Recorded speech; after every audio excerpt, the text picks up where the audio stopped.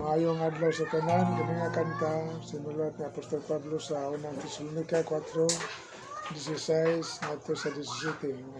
Maayong kini ka kitang tanan mag-capture musugat kita sa Ginoo. May panagtigong sa kapanganuran sa pagbalik na Jesus. Ako magtago kaniya sa langit ng puluyan. Manang kita ay ikaw katuloy sa kalipay. Kay sa Jesus bawang kita ato sa kapanganuran.